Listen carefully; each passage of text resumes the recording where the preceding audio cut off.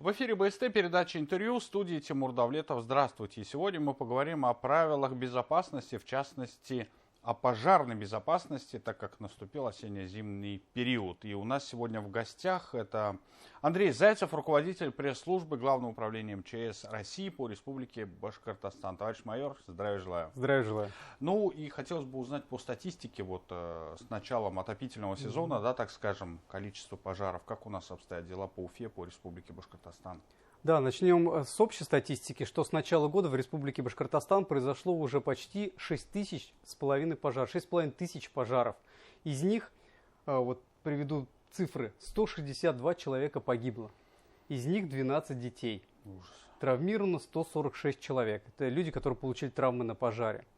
И вот как статистика нам говорит, что с наступлением осенне-зимнего периода количество пожаров значительно возрастает. Возрастают они из-за того, что люди начинают применять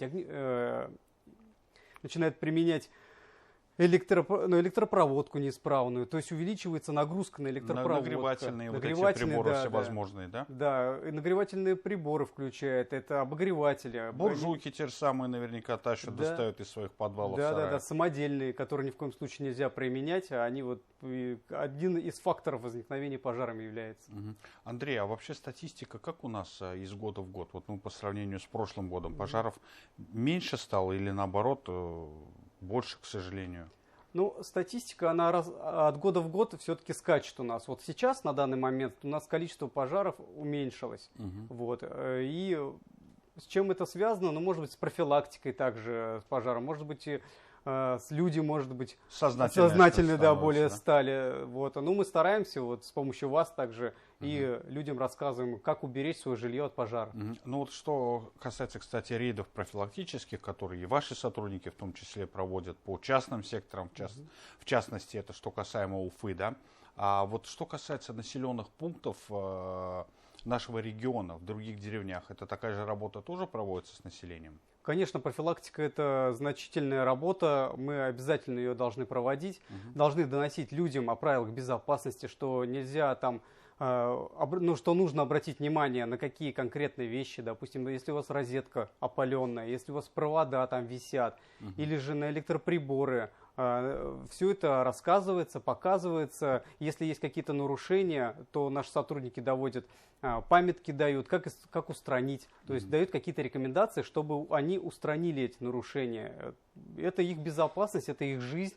Людям говорят, что если вы не устраните это, может случиться пожар. Не дай бог. Не дай бог. Но все-таки люди-то и сознательнее становятся, как, по твоему мнению? Ну, становится, конечно, когда вот те же самые извещатели про электропроводку, многие, я знаю, что поменяли, когда к ним пришли сотрудники, сказали, что у вас дом старый, что проводка тех еще времен, она не выдерживает, но реально может не выдержать такую нагрузку. Люди начинают задумываться, что действительно у меня тут сейчас стиральная машина, духовка, обогреватели, компьютеры, все подключено, а в те времена-то были, что там, радио у нас был, телевизор, если у кого не у всех был, да. Нагрузка была совсем другая. И люди, да, меняют проводку, то есть хоть какое-то зерно мы закладываем в безопасность. Наверняка еще количество пожаров увеличивается в частном секторе, в СНТ, да, те самые дачники, которые из года в год любят сжечь свою ботву, траву на своих участках. Как с ними обстоят дела? Ну, это, конечно, больше всего в осенний период, потому что там как раз сухая трава, ну и осенний тоже есть. Вот, люди сжигают с нарушением правил пожарной безопасности. То же самое, что они сжигают в бочке, как они думают, что это все безопасно, но сжигая при сильном ветре, допустим. Разводят большой огонь, искры от этого костра летят в разные стороны, попадают на дом, попадают на соседский дом, и, возможно, случится пожар. Поэтому нужно, если они собрались сжечь это все, нужно соблюдать все правила безопасности. То есть расстояние от дома до жилого, нужно очистить горючий мусор вокруг этой бочки, и только соблюдением правил уже... Ну и огнетушитель, наверное, наверняка. Обязательно, да, средства тушения первичные, это вода, песок и, если есть, огнетушитель. Что касается трагедий, которые, к сожалению, так или иначе происходят не только в нашем регионе, чаще всего люди какие ошибки допускают? Ну, помимо банальных курения в постели, наверное. Да, но основная причина пожаров — это, конечно же, неосторожное обращение с огнем. Тот же самый сигареты. Да. Еще основные причины пожара — это неправильная эксплуатация и установка электрооборудования и как раз же печей.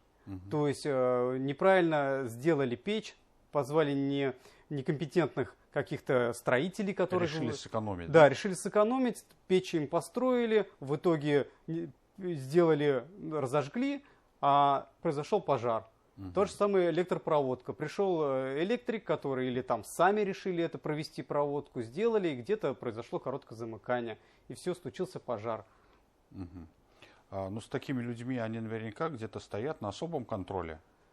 Ну, есть люди, которые семьи, как это вы знаете, такие неблагополучные, вот, за ними надзор особенный идет, да, то есть это они находятся в рискоориентированном, то есть на грани риска, их постоянно проверяют. Ну, грубо говоря, это те люди, из-за которых может произойти то или иное возгорание, да? Да. А сейчас впереди ожидают каникулы у детей. На что хотелось бы обратить внимание, детям и, в частности, напомнить родителям, да. Да, конечно, сейчас каникулы, родители будут также продолжать ходить на работу, а дети отдыхать. Они будут одни дома. Поэтому родителям нужно рассказать детям о правилах безопасности, что может их, как говорится, из-за чего они могут попасть в беду. Вот. Это то же самое пожар. Не разжигать дома, не баловаться со спичками. Это не оставлять еду на плите без присмотра. А что касается печного оборудования, вот у нас есть такие дома, да, вот в Уфе даже, в частных секторах. Там тоже сотрудники МЧС проводят профилактические беседы, рейды профилактические.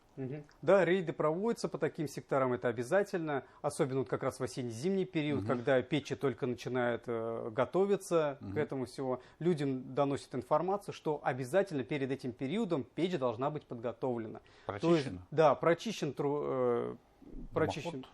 дымоход обязательно. Печь должна быть побелена побелкой. Это делается для того, что если вдруг появится какая-то трещина в печи, чтобы вот где щель будет, там на побелке выйдет темное какое-то пятно. То есть вот это будет первый знак, что печь неисправна, что оттуда будет выходить дым, и вы можете как бы задохнуться этим дымом. Обязательно должен быть притопочный лист. Перед печью, куда вот дрова складываете, обязательно притопочный лист 50 на 70. И это нужно для чего? Чтобы, например, закинули бревна и угли падали на этот лист, а не на горючее дерево. А люди вообще как относятся вот к этим профилактическим рейдам, когда приходят сотрудники МЧС, те же самые, да? Многие ведь, не многие, скажем, есть такая категория граждан, которые под шофе, так скажем, отмечают там в очередной раз праздники и думают, что вот вы им мешаете. Да, и бывали такие случаи, когда с агрессией относятся, но когда они понимают, что они пришли к ним рассказать о их же безопасности, как уберечь их жизнь, что сделать, чтобы они выжили, как говорится, тогда они смягчаются и понимают, начинают прислушиваться, что действительно, когда им конкретно указывают на это нарушение, когда заходишь в квартиру, допустим, в дом, и у него провода висят прямо над головой, которые чуть ли не искрят. Вот, когда это им показываешь. И такое даже бывает. Да, бывало такое, да, вот особенно в частных домах вот таких. Вот, были такие проводки, когда чуть ли не при нас искрились, вот, и мы им показывали это, и они действительно задумывались, что... Устраняли, надеюсь. Надеюсь, да, устраняет это все, потому что это их жизнь первым делом и их здоровье. Какие меры предосторожности следует соблюдать жителям в зимний период еще? Это, конечно же, электропроводка, это обогреватели. Нельзя оставлять на ночь обогреватели. Если вы уходите куда-то в магазин, допустим, даже если вы ненадолго собираетесь уйти, обязательно отключите обогреватель. Потому что вы не знаете, когда вы вернетесь, может быть, что-то еще какие-то дела появятся, а он будет стоять и греться. Ни в коем случае не сушите вещи на нем. Это вот прям частая причина пожаров, и когда на обогреватель складывают вещи, и они сушатся, а когда они уже высушились, они воспламеняются. Это тоже одна из причин пожара. Что у нас еще? проводка, которая может замкнуть, не включайте в сеть сразу много электроприборов одновременно. То есть включили все, печку, микроволновку, стиральную машину, все в одну розетку, и тем более, если проводка старая, все, короткое замыкание и пожар. Что касаемо буржуек, до сих пор наверняка ими пользуются, да? Ну, те же самые там охранники в своих строительных вагончиках, которые тоже, как мы знаем, могут разгореться так, что потом и целый поселок могут выжечь.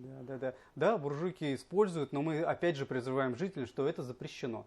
Пожалуйста, зайдите в магазин электроники, купите сертифицированный обогреватель, у которого есть паспорт этого обогревателя, есть инструкция, как им пользоваться, и применяйте его. Потому что самодельный, вы не знаете, когда он может подать искру, когда он воспламенится, то есть вы никакой уверенности в нем нет. Андрей, ты с собой принес инвентарь, так скажем, да? И я так понимаю, это те вещи, которые необходимо иметь в жилище, да, желательно. Ну вот я вижу пожарный извещатель, в принципе, вот у меня, вот честно скажу, у меня вот такой есть. А вот хорошо. Что у тебя там в сумке? Ну давайте начнем с извещателя. Извещатель, да, желательно, чтобы он был в каждом доме и в каждой квартире. Он обнаружит пожар на ранней стадии, дым попадет в отверстие и издаст громкий сигнал. Он оповестит о пожаре. Вот. Когда он оповестил о пожаре, у вас будет время или эвакуироваться, или же принять меры по тушению. Желательно иметь дома огнетушитель. Извещатель оповестил о пожаре, вы увидели возгорание, взяли огнетушитель, потушили. Если огнетушителя нет, вот также вам поможет эта маска спасаемого. Она продается на маркетплейсах или в специализированных магазинах. Для чего она нужна? Она защищает наши органы дыхания от дыма. То есть это ваш шанс эвакуироваться из пожара, из квартиры, когда уже сильное задымление идет. Получается, маска надевается, это как такой, можно сказать, противогаз. Ух ты. Это современное, да? Это уже, да, современное, то есть противогаз, он защищает нас от газов, а именно маска вот эта спасаемая, она защищает именно от дыма, от продуктов горения. Это ваш шанс, вот, например, если сильно задымленная клетка, лестничная клетка, когда уже большой пожар, потому что люди на пожарах гибнут в основном от дыма. То есть то, что они дышат, 5 вдохов, все, моментально человек падает, отключается. Это ваш шанс спастись, эвакуироваться и выжить. В очередной раз, наверное, хотелось бы напомнить людям, телезрителям, что делать, если возникла пожароопасная ситуация. Что делать, куда звонить? Да, звоним по номеру 101, это вы попадаете прямиком в пожарную охрану. 112 это телефон экстренных служб всех. Они также вас переключат на пожарную охрану. Если случился пожар дома, эвакуируемся. Если случился маленький пожар, помните, что вы можете его потушить сами. Взяли, накрыли одеялом, водой, стаканом воды залили. Если это загорелось масло на сковородке, как мы знаем, водой тушить нельзя масло. Просто накрываем крышкой или же какой-то тканью. И только потом уже под воду, если тканью накрыли. Случился пожар, если уже мы не можем потушить, все, наша задача эвакуироваться из дома. Дым поднимается у нас кверху, к потолку, легче воздуха, поэтому опускаемся на четвереньки и ползем к выходу. Если есть кто-то еще у вас, родственники дома, также всех на четвереньки и выползаем к выходу. Если выход перекрыт, то есть пожар произошел где-то там, мы выходим на балкон. Плотно закрываем за собой дверь и берем какую-то ткань и машем. И главное, ваша задача привлечь внимание. Машем, кричим, пожар, пожар. Люди, кто-то увидит, позвонят в пожарную охрану, и пожарные обязательно приедут.